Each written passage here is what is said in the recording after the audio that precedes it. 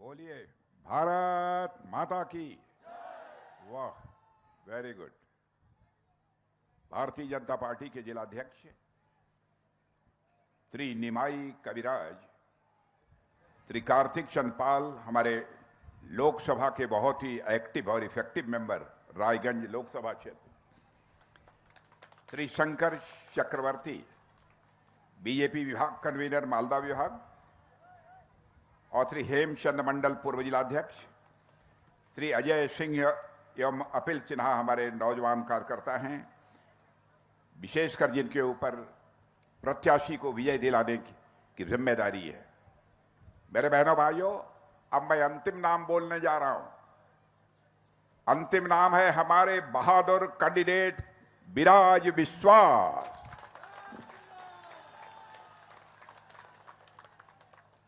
बहनों भाइयों, यहां पर भाषण करने के लिए मैं पहली बार आया हूं, लेकिन फिर भी इतनी बड़ी संख्या में आप सब यहां पर मौजूद हैं, इसलिए सबसे पहले सवार आगे आमी बांग्लार माटी के एवं बांग्लार मानुष के अमर प्रणाम जानाई।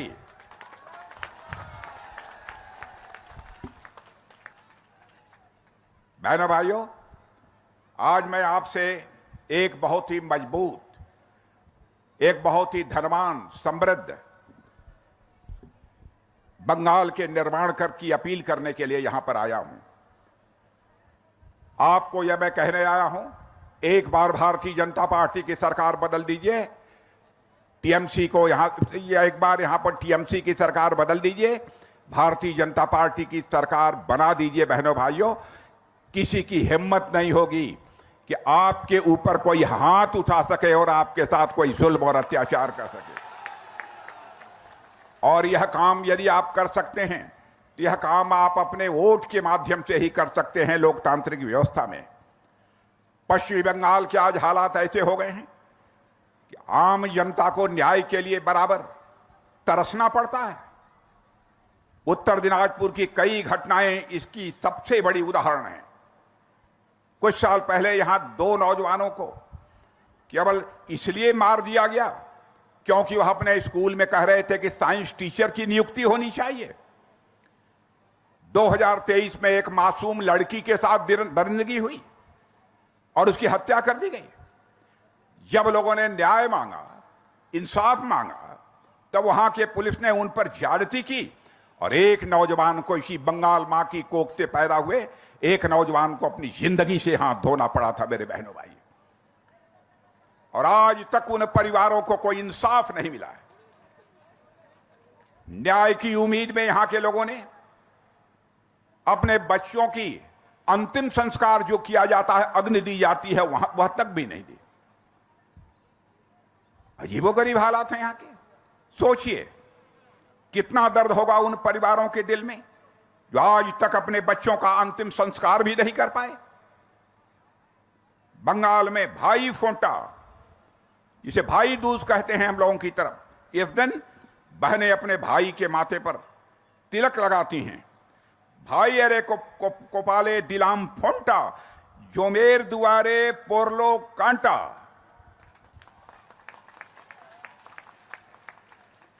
ताकि यमराज को कहती हैं, हमने जो ये तिलक लगाया है, यमराज हमारे भाई को छू नहीं सकता है। यह माताएं और बहनें दुआ करती हैं, यह मांग करती हैं।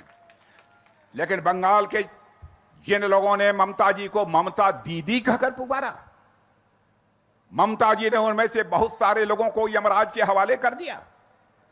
ममता दीदी, मैं आपसे पूछना चाहता हूं, क्या अपराध किया था हमारे बंगाल के लोगों ने? ऐसा जुल्म आपने क्यों किया? और इस बार के चुनाव में बंगाल की जनता, बहनों भाइयों, ममता जी से इस सवाल का जवाब लेकर रहेगी। बंगाल ने कादम्बिनी गुगली भी जैसी महान महिलाओं को जन्म दिया था, जो भारत की पहली महिला डॉक्टर थी। लेकिन ये बहुत बड़ी शर्म की बात है कि जिस स्थान ने देश को पहली महिला डॉक्टर दी, उस स्थान पर आरजी कार मेडिकल जैसी भयावह घटनाएं होती हैं और एक महिला के डॉक्टर के साथ रेप होता है।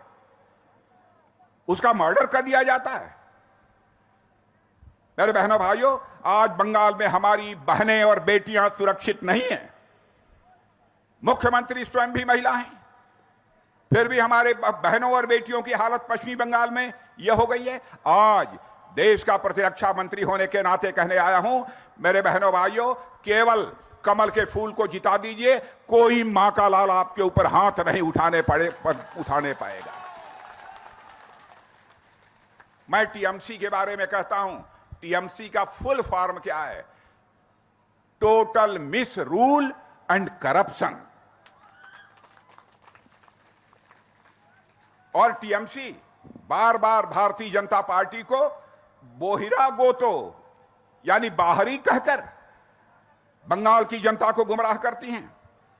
अरे कोई टीएमसी को बताओ कि मैं जिस पार्टी से आता हूं, ये सब सारे लोग जिस पार्टी के आते हैं, उस पार्टी को जन्म देने वाला कोई था तो पंडित श्यामा प्रसाद मुखर्जी थे, जो बंगाली मां की कोख से पैदा हुए थे, बंगाल की धरती पर पैदा हुए थे। और तो और जब 1952 में 1952 में जब चुनाव हुआ था, सारे देश में 3 मेंबर ऑफ पार्लियामेंट चुने गए थे, तो 2 मेंबर ऑफ पार्लियामेंट हमारी पार्टी के यदि कहीं से जीते थे तो वेस्ट बंगाल से जीते थे। मेरे बहनों भाइयों, और वह पार्टी कैसे बाहरी पार्टी हो गई है। आज यदि हमें बात करें तो हमारे प्रधानमंत्री मोदी जी ने हमेशा माना है बंगाल उनका है, और बंगाल के लोग भी मानते हैं कि मोदी जी उनके अपने हैं। और पहली बार बंगाली भाषा को क्लासिकल लैंग्वेज का दर्जा देने का काम किया तो हमारे प्रधानमंत्री ने किया है। मेरे बहनों भाइयों, और बंगाल के गौरव जो भारत के राष्ट्रपति रह चुके हैं आदरणीय प्रणब मुखर्जी जी, उनको भी भारत रत्न से सम्मानित यदि किया है तो हमारे मोदी जी की सरकार ने ही किया है। यह भी ममता जी को समझना चाहिए। मेरे बहनों भाइयों, बंकिम चंद्र जी की विरासत से फिर से लोगों के सामने लाने का काम यदि किसी ने किया है तो हमारी सरकार ने किया है, हमारी पार्टी ने किया है। और मैं बतलाना चाहता हूं, बंकिम चंद्र जी का जो यह वंदे मातरम था, इस पर 150 वर्ष पूरा होने पर पहली बार संसद के इतिहास में चर्चा हुई थी, और उस चर्चा की शुरुआत मैंने किया था। मेरे बहनों भाइयों, और हम लोगों का संकल्प है उनके सम्मान में, इसी बंगाल की धरती पर बंकिम बाबू के सम्मान में हम लोग म्यूजियम बनवाएंगे। मोदी जी ने भारत और बंगाल के गौरव सुभाष चंद्र बोस जी के सम्मान में 8 साल पहले ही अंडमान निकोबार के रास आइलैंड का नाम बदलकर नेताजी सुभाष चंद्र बोस किया था। ममता जी, आपको बतलाना चाहता हूं, जिन लोगों का मैं नाम ले रहा हूं, सारे के सारे लोग बंगाल की धरती पर पैदा हुए थे और बंगाली माता की कोख से पैदा हुए थे। कैसे आप भारतीय जनता पार्टी को बाहरी कह सकती हैं? इस साल मैं बतलाना चाहता हूं कितना सम्मान हमारी पार्टी, हमारे प्रधानमंत्री का इस बंगाल के प्रति है। 11 लोगों को हमारी सरकार ने पद्मश्री दिया है। पिछले साल भी बंगाल के 9 लोगों को सर्वाधिक सम्मानित किया गया है, तो बंगाल के लोगों को सम्मानित किया गया है। 2024 में 3 पद्म भूषण का सम्मान बंगाल के लोगों को दिए गए थे मेरे बहनों भाइयों, और 8 पद्मश्री यहां के लोगों को दिए थे। फिर भी भारतीय जनता पार्टी बाहरी हो गई, आप अंदर की हो गई। कितने लोगों को आपने सम्मान दिया है? मेरे बहनों भाइयों, आजादी के 70 साल बाद भी बंगाल में एम्स जैसा हॉस्पिटल, बड़ा हॉस्पिटल कोई नहीं था, और इस एम्स को देने का काम यदि किसी ने किया तो हमारे प्रधानमंत्री मोदी जी ने किया है बहनों भाइयों, और किसी ने नहीं किया है। फिर भी ममता दीदी बराबर भारतीय जनता पार्टी को कहती हैं कि बाहर की पार्टी है। बहनों भाइयों, ममता जी को बंगाल के श्यामा प्रसाद मुखर्जी द्वारा बनाई गई पार्टी बाहरी लगती है, और यहां के बांग्लादेशी घुसपैठिए ममता जी को अपने सगे लगते हैं, अपने घर के लगते हैं। बहनों भाइयों, इस बार 2 टूक जवाब ममता जी को आपको देना है। और मैं बतलाना चाहता हूं, तृणमूल कांग्रेस ने सिर्फ वोट बैंक की राजनीति की है। कभी भी यहां के सांस्कृतिक गौरव को जो सम्मान देना चाहिए उन्होंने सम्मान नहीं दिया है। लेकिन अब मैं कहकर जा रहा हूं, अब यह अन्याय बंगाल की धरती पर नहीं चलने पाएगा। ममता दी सुन लीजिए, भारतीय जनता पार्टी का हमारा संकल्प है, कुरमाली और राजबोंगशी जैसी भाषाओं को वह सम्मान मिलेगा जिसकी कि वह वर्षों से प्रतीक्षा कर रहे थे। दोनों भाषाओं को हम लोग सम्मान देंगे। इन्हें भारतीय संविधान की 8वीं सूची में शामिल करके हम न केवल इन भाषाओं को सम्मान देंगे बल्कि हमारी संस्कृति, हमारी पहचान और हमारी विरासत को भी हम मजबूत करेंगे। मेरे बहनों भाइयों, पिछले 15 वर्षों में तृणमूल कांग्रेस ने इस राज्य को बहुत सारे जख्म दिए हैं। इस राज्य को तृणमूल कांग्रेस ने बहुत घाव दिए हैं, बहुत दर्द दिया है। वाम और टीएमसी ने इस धरती को हिंसा से लाल किया है। बना दीजिए सरकार, देखते हैं किसने अपनी मां का दूध पिया है जो कि हमारी इस बंगाल की धरती को, यहां के बंगाल के लोगों के खून से लाल करने की जुर्रत कर सके।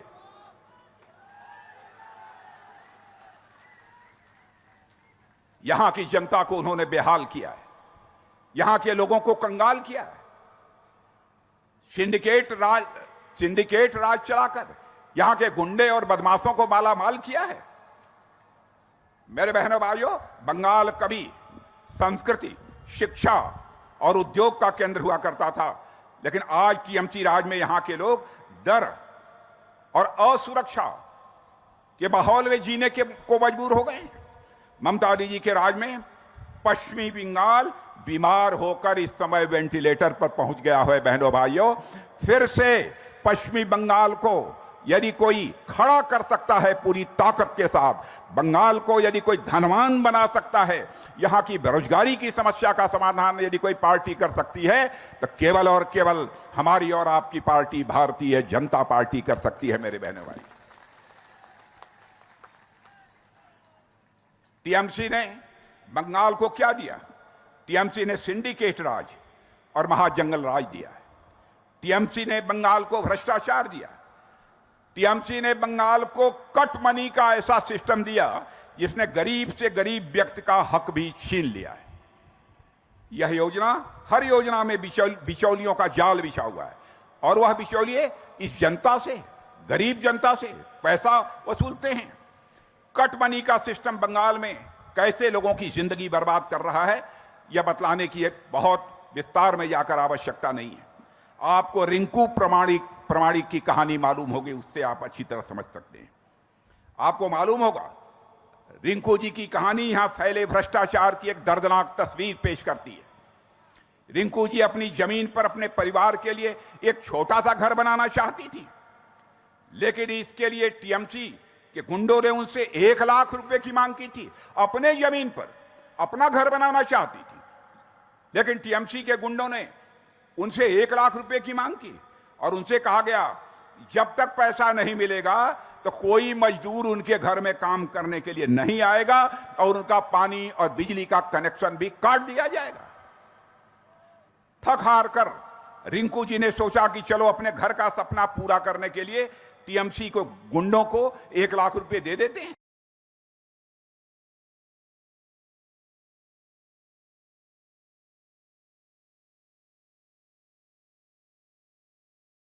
उनका घर नहीं बना। चोरों का भी ईमान होता है, लेकिन बहनों भाइयों, टीएमसी के लोगों का न धर्म है, न दीन है, न कोई ईमान है।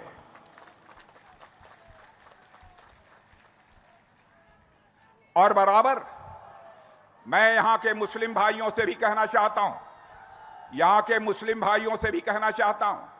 बराबर हिंदू और मुसलमान के बीच नफरत पैदा करके इन्होंने मुस्लिम समाज का समर्थन हासिल किया है। लेकिन मुस्लिम भाई बतलाएं, उन्होंने आपके लिए क्या किया है? आपको रोजगार दिया है, आपको धन दौलत दी है, आपको नौकरी दी है। भारतीय जनता पार्टी का जहां तक प्रश्न है, हम जाति, पंथ, मजहब की राजनीति नहीं करते, हम इंसाफ और इंसानियत की राजनीति करते हैं मेरे बहनों भाइयों, जस्टिस और ह्यूमैनिटी की राजनीति करते हैं। बहुत हो चुका अब टीएमसी का अत्याचार। बंगाल में कटमनी लेने वालों को इस बार यहां से कटना होगा। कटमनी लेने वालों को बंगाल से कटना होगा। बंगाल में वह नहीं रह सकते मेरे बहनों भाइयों। और सिंडिकेट चलाने वालों को यहां से भगना होगा,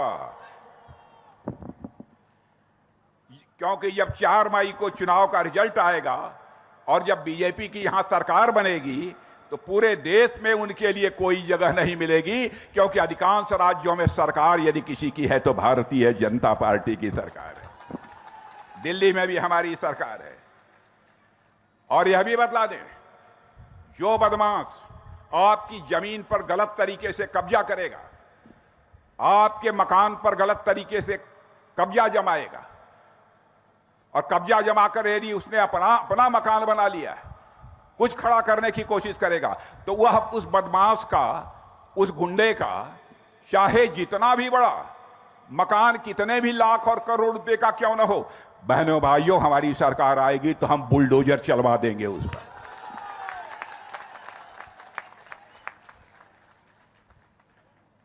इसीलिए मैं कहना चाहता हूं, बंगाल में कटमनी लेने वालों को इस बार यहां से कटना होगा। सिंडिकेट चलाने वालों को बंगाल छोड़कर भगना होगा। और मेरे बहनों भाइयों, जब मोदी जी देश के प्रधानमंत्री बने थे 2014 में, तब हम दुनिया के देशों में धन दौलत के मामले में, अर्थव्यवस्था के मामले में 11वें स्थान पर खड़े थे। देखिए हमारे प्रधानमंत्री मोदी जी ने कैसे सरकार चलाई है। धन दौलत के मामले में दुनिया के सारे देशों में हम 11वें स्थान पर खड़े थे। लेकिन कमाल कर दिया हमारे प्रधानमंत्री ने, 12 वर्षों के अंदर नहीं, 9-10 वर्षों के अंदर ही भारत को लाकर धन दौलत के मामले में, इकोनॉमी के मामले में दुनिया के देशों में 4थे स्थान पर लाकर खड़ा कर दिया। बहनों भाइयों, 11वें स्थान से लाकर 4थे स्थान पर खड़ा कर दिया। ऐसे ही, लेकिन यह विकास मोदी जी के लाख चाहने के बावजूद ममता दी ने पश्चिमी बंगाल में नहीं होने दिया। इसलिए आज आपको आश्वासन दिलाता हूं, अब समय आ गया है बंगाल के विकास का। अब समय आ गया है बंगाल के बेरोजगार नौजवानों के हाथों को रोजगार देने का। अब समय आ गया है बंगाल के स्वाभिमान की रक्षा करने का। और जो आपका खोया हुआ गौरव है, उसको यदि कोई वापस दिला सकता है तो केवल और केवल भारतीय जनता पार्टी ही खोया हुआ आपका गौरव वापस दिला सकती है। क्योंकि हमारी यहां भी सरकार होगी, यदि भारतीय जनता पार्टी की सरकार बन जाएगी। केंद्र में हमारी मोदी जी के नेतृत्व में सरकार है ही, डबल इंजन की सरकार। मेरे बहनों भाइयों, आपको 5 साल में एहसास करा देंगे विकास किसे कहते हैं, विकास कैसे होता है, बेरोजगारी की समस्या का समाधान कैसे होता है, करके दिखा देंगे। यदि नहीं दिखाएंगे, सुन लीजिए, अभी ताली मत बजाइए, ताली बाद में बजाइएगा, सुन लीजिए मेरी बात। यदि हमने 5 साल में करके नहीं दिखाया तो बहनों भाइयों फिर भारतीय जनता पार्टी को कभी मौका मत देना, यह भी मैं कहने के लिए आया हूं। टीएमसी नाम ही ऐसा है, total miss rule and corruption. TMC ने बंगाल को बर्बादी के कगार पर पहुंचाया है, लेकिन बंगाल को फिर से हम आबाद करेंगे और टीएमसी के इस राक्षस राज से हम आपको मुक्ति दिलाएंगे। मेरे बहनों भाइयों, हम लोग 1 करोड़ नए रोजगार के और स्वरोजगार के अवसर यहां पैदा करेंगे। और हम हर उस नौजवान को, ध्यान से सुनना, हम हर उस नौजवान को जिसके पास नौकरी नहीं है, हर महीने 3,000 रुपया देंगे, हर महीने 3,000 रुपया देंगे। और भारतीय जनता पार्टी की सरकार बनने के बाद हम दिसंबर 2026 तक, दिसंबर 2026 या भी अप्रैल चल रहा है, मई में चुनाव हो जाएगा, जून से लेकर दिसंबर तक 7 महीने में हम, दिसंबर तक 7 महीने में हम यहां पर सरकारी विभागों में जो खाली पद अभी तक पड़े हुए हैं पूरी पारदर्शिता के साथ और मेरिट के आधार पर उसे भर देंगे, नौजवानों को रोजगार दे देंगे मेरे बहनों भाई। और यह नौकरियां और किसी को नहीं मिलेंगी। जो बंगाल के रहने वाले हैं, बंगाली हैं, उन्हीं को मिलेगी, लेकिन बांग्लादेशी घुसपैठियों को नहीं मिलेगी मेरे बहनों भाइयों, बांग्लादेशी घुसपैठियों को नहीं। सरकार बना दीजिए, देखते हैं कैसे कोई अवैध घुसपैठिया बंगाल की सीमा में प्रवेश कर पाता है, और जो अवैध घुसपैठिए हैं उन्हें बाहर जाना पड़ेगा। क्या दुनिया का कोई देश कोई गलत तरीके से आकर बच जाए उसको स्वीकार करेगा? बहनों भाइयों, हम बंगाल को एक ऐसी आर्थिक ताकत बनाना चाहते हैं जहां पर कि बड़े बड़े उद्योग भी हों, रोजगार भी हों। ऐसा हम बंगाल बनाना चाहते हैं। बंगाल को हम कंगाल बंगाल नहीं रहने देंगे, हम बंगाल को धनवान बंगाल बनाकर रहेंगे। कैसे भारतीय जनता पार्टी सरकार चलाती है मैं आपको बतलाना चाहता हूं। मेरी बात पर विश्वास न हो तो आप चले जाइए, आपके पड़ोस में ही असम है। हमने वहां चाय बागान में काम करने वाले लोगों को एक वादा किया था हमारी सरकार बन जाएगी तो हम आपको जो आपकी जमीन है वह देने का काम करेंगे। और बहनों भाइयों, जाकर पता लगा लीजिए, सरकार बन गई और चाय बागानों में काम करने वाले लोगों को हमने जमीन देने का काम पूरा कर दिया है, उन्हें सम्मान देने का काम किया है। और वो जो चाय पैदा करते हैं उसको सारे विश्व में हम लोगों ने सम्मान दिलाया है। अब हमारा संकल्प है कि जब बंगाल के पुराने चाय बागानों को हम पुनर्जीवित करेंगे और छोटे जो यहाँ के चाय उत्पादक हैं उनको हम बाजार से जोड़ने का काम करेंगे। दार्जिलिंग की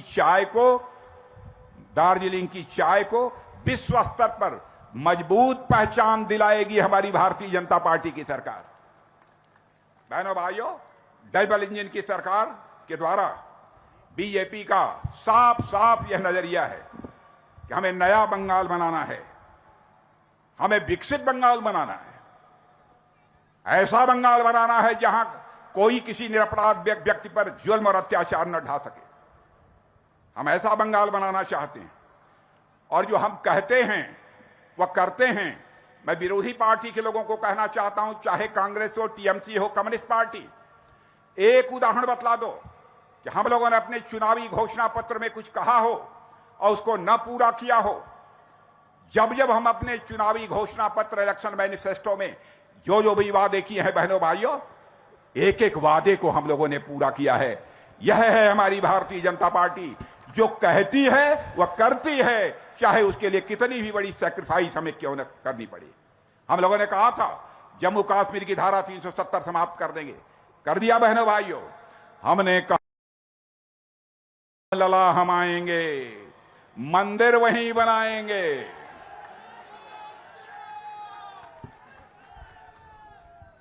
और रामलला ने हम लोगों को ला दिया और वहां पर मंदिर बहनों भाइयों अयोध्या में हम लोगों ने बनवा दिया। और मैं देखता हूं यहां पर माताएं बहनें बहुत बैठी हैं, चिंता मत करना।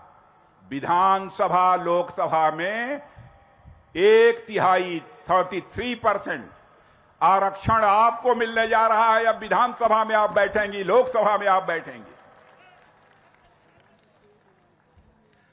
और मैं आपको वादा करके जाना चाहता हूं, हमारी बंगाल में सरकार बना दीजिए, नौकरी में 100 में 33% महिलाएं ही होंगी, 33% उनको रिजर्वेशन दिया जाएगा। और यह भी बतला कर जा रहा हूं, 75 लाख माताओं बहनों को हम इस वेस्ट बंगाल में लखपति दीदी बना देंगे। आज जिनके पास 100,000 रुपया नहीं है वो 1-1 लाख रुपया की मालकिन हो जाएंगे। और हर माताओं और बहनों को हर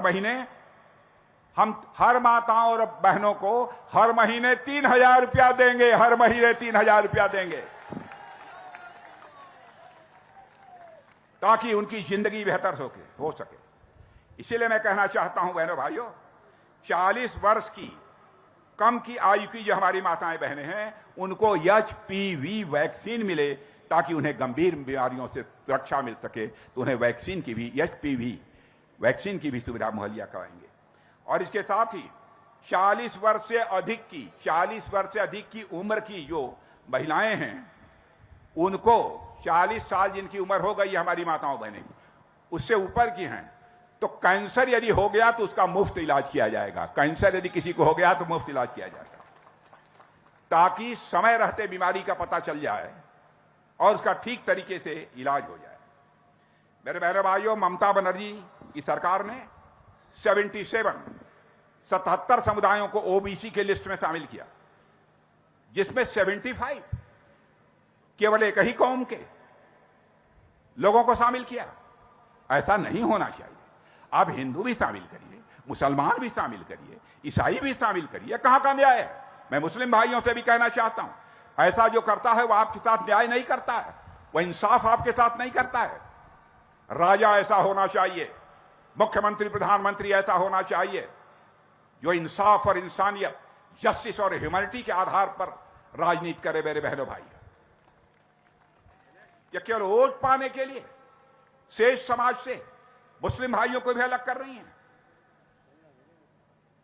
इसलिए मैं कहना चाहता हूं कि अपने मुस्लिम भाइयों से भी आप इस बार फैसला करिए। हम किसी के साथ नाइंसाफी नहीं होने देंगे, सभी के साथ न्याय करेंगे। Justice to all, appeasement of none, न्याय सभी को, लेकिन तुष्टीकरण किसी का नहीं होगा। मेरे बहनों भाइयों, यह भी आपको विश्वास दिलाता हूं।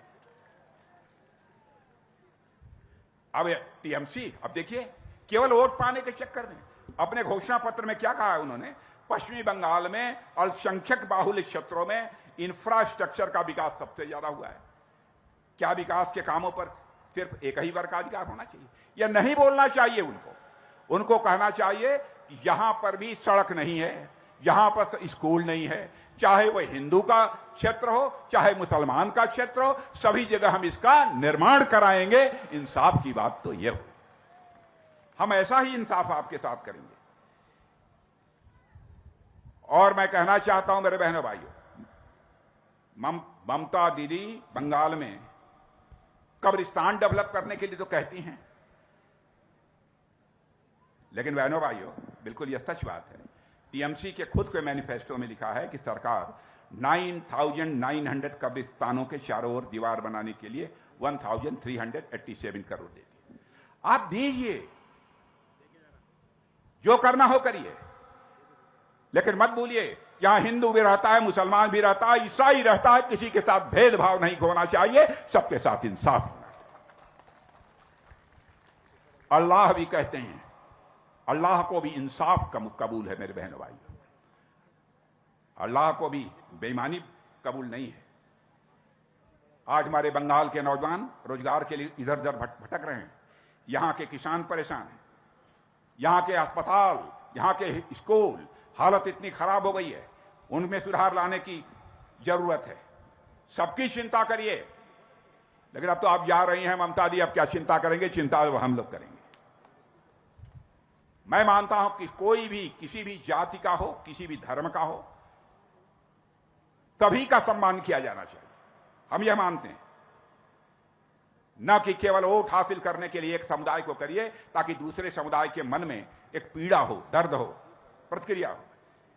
इसलिए मैं कहना चाहता हूं मेरे बहनों भाइयों, जब बंगाल में टीएमसी आज भ्रष्टाचार और हिंसा का पर्याय बन चुकी है, उनके नेताओं की दबंगई और गुंडई से लोग डरे हुए हैं, लोग सच बोलने में घबराते हैं, लोगों को भरोसा नहीं है कि पुलिस रक्षा कर पाएगी कि नहीं कर पाएगी।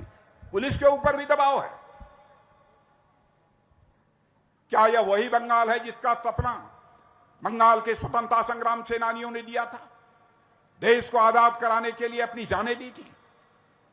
अब समय आ गया है कि भय, भूख और भ्रष्टाचार की राजनीति समाप्त होनी चाहिए। बहनों भाइयों, यह अपील आप सबसे करने आया हूं। मैं चाहता हूं हमारा बंगाल ऐसा बने ताकि हमारा बंगाल सुरक्षित हो, हर बंगाली यह गर्व के साथ कह सके, हमारा बंगाल सुरक्षित है, हमारा बंगाल धनवान है, हमारा बंगाल समृद्ध है और हमारा बंगाल अब तेजी के साथ आगे बढ़ रहा है। यह डंके की चोट पर कह सके, हम ऐसा बंगाल बनाना चाहते हैं। इस चुनाव में बहनों भाइयों, आपके पास बीजेपी को जिताकर बंगाल के सुशासन के रास्ते पर ले जाने का बहुत बड़ा मौका है। अगर किसी तरीके से चूक हो गई तो इस बंगाल को वो स्टोन युग, पाषाण युग में ममता दी पहुंचा देंगे। इसलिए मैं आपसे कहना चाहता हूं, अब यहां पर इंडस्ट्रियल रिवॉल्यूशन होगा, औद्योगिक क्रांति होगी, लेकिन यदि यहां पर टीएमसी रह गई तो ब्लडी रिवॉल्यूशन होगा, यानी यहां पर खून की क्रांति होगी। इसलिए मैं आप सबसे अपील करने आया हूं, और मैं तो जितना मैं बंगाल में घूमा हूं, मैं इस नतीजे पर पहुंचा हूं, लोगों ने मन बना लिया है। बहुत हुआ जोड़ा घास फूल, बंगाल मांगे कमल का फूल।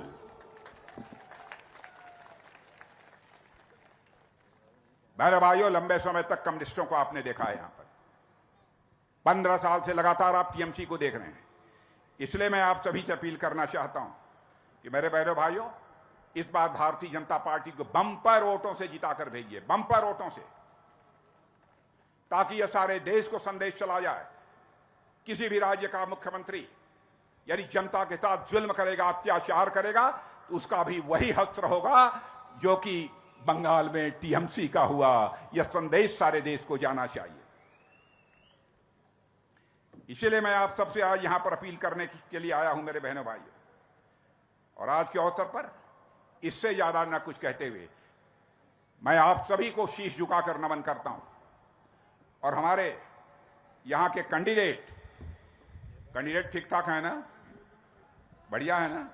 विराज विश्वास कहां है? विराज विश्वास देखिए, लड़का कितना नौजवान, विराज विश्वास देखिए।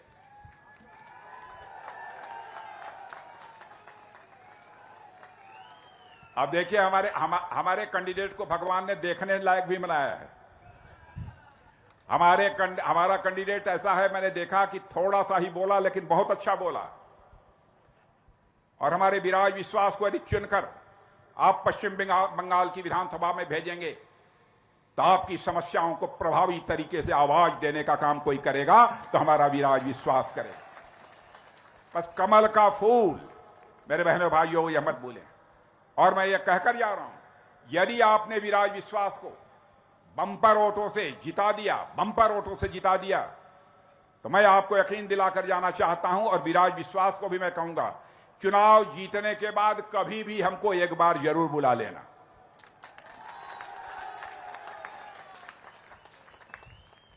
और अगली बार जब मैं आऊंगा बहनों भाइयों विराज विश्वास के जीतने के बाद, तो मैं फूलों का हार पहनकर अपना स्वागत कराने के लिए नहीं आऊंगा, बल्कि एक बार शीश झुकाकर आप सभी का अभिनंदन करने के लिए आऊंगा, आप सभी का स्वागत करने के लिए आऊंगा। आप सबको बहुत बहुत धन्यवाद।